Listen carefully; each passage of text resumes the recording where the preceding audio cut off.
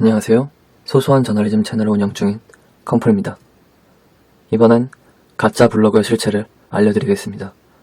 초록창에 맛집을 검색해 블로그에 남겨진 후기들을 보면서 대부분의 사람들은 블로그 주인이 식당에 방문해서 음식을 먹고 후기를 남길 거라고 생각하실 겁니다.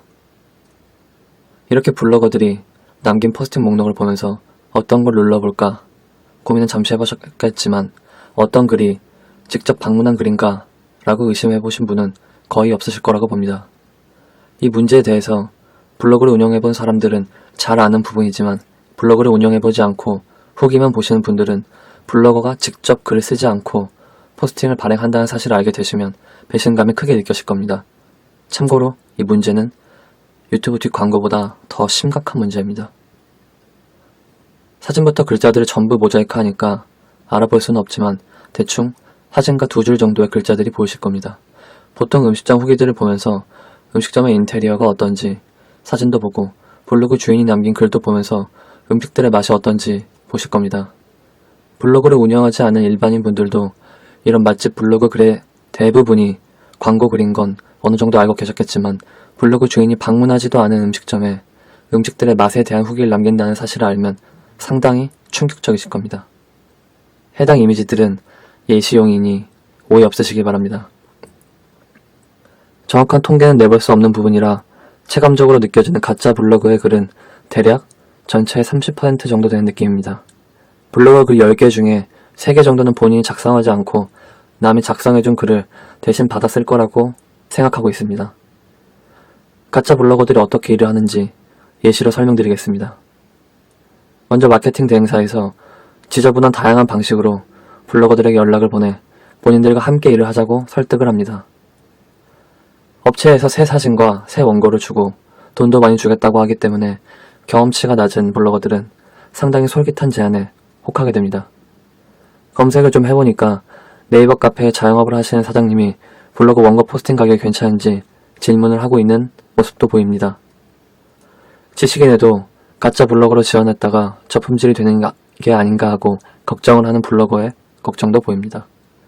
저품질의 뜻은 블로그가 완전 마탱이가 가서 어떤 글을 올려도 노출이 잘 되지 않고 글이 안드로메다로 가버리는 현상입니다. 한마디로 정리하면 블로그가 죽는다는 겁니다. 저품질이 걸리면 블로그가 사망 선고를 받는 거기 때문에 블로거들은 저품질이란 단어만 들어도 상당히 불편해합니다. 가짜 블로거가 돼서 한두 달 열심히 활동하면 지식인의 답변처럼 블로거는 금방 저품질을 먹고 죽어버립니다.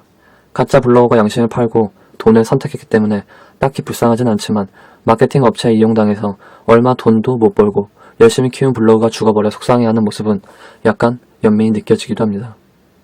이렇게 가짜 블로거들을 애타게 찾는 업체들이 많습니다.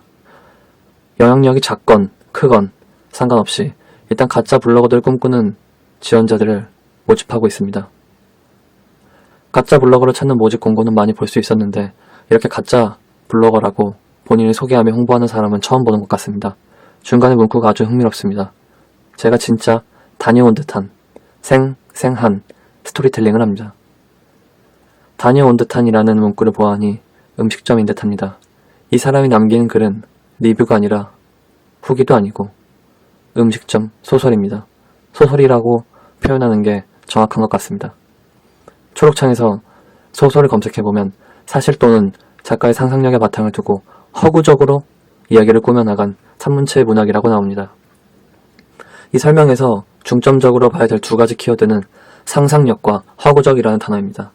음식점 리뷰를 상상력으로 작성한다는 게 이게 말인지 방구인지 설명하고 있는 이 상황이 너무 어이가 없는 것 같습니다. 잘 이해가 안 되신 분들을 위해서 가짜 블로거의 탄생 과정을 간략히 요약해서 재정리해봤습니다. 우선 마케팅 대행사가 업체로부터 의뢰를 받고 포스팅을 발행해줄 블로거들을 모집합니다. 대행사는 블로거들을 모집하는 동시에 원고와 사진을 작업해줄 사람들도 모집합니다. 블로거도 모집했고 원고와 사진도 준비됐다면 가짜 블로거에게 원고와 사진을 전달합니다.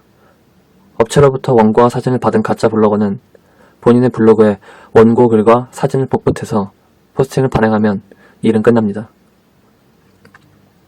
앞에서 소설 쓰는 블로거 때문에 헷갈리는 부분을 설명드리면 이렇게 업체에서 주는 그대로 포스팅을 발행하는 사람도 있고 블로그 저품질 걱정 때문에 사진을 재편집하고 원고를 본인 말대로 고쳐 쓰거나 새롭게 쓰기도 합니다. 이미지 재편집을 하고 원고를 거의 새로 작성하는 수준의 가짜 블로거들은 이미 오랜 시간 그런 행동을 해왔기 때문에 전문가가 된 사람들입니다. 이 정도로 가짜 전문가가 됐다면 최소 몇백 이상 수익이 발생됐을 겁니다.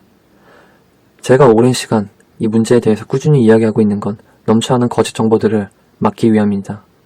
원고 포스팅을 받아서 대신 발행하는 가짜 블로거들이 늘어날수록 정보의 오염도는 점점 더 증가합니다.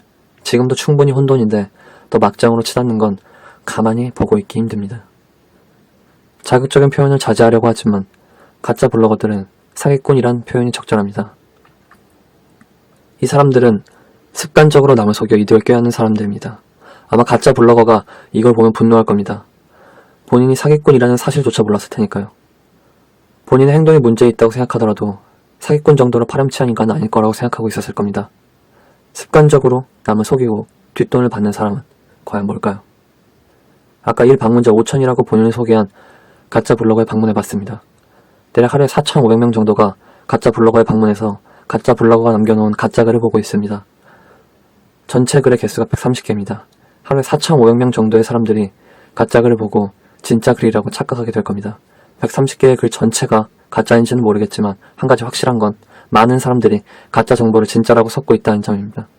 이런 사실을 계속 말해도 바뀌지 않는 이유 두 가지는 제가 영향력이 약한 문제와 침묵하고 있는 사람들 때문입니다.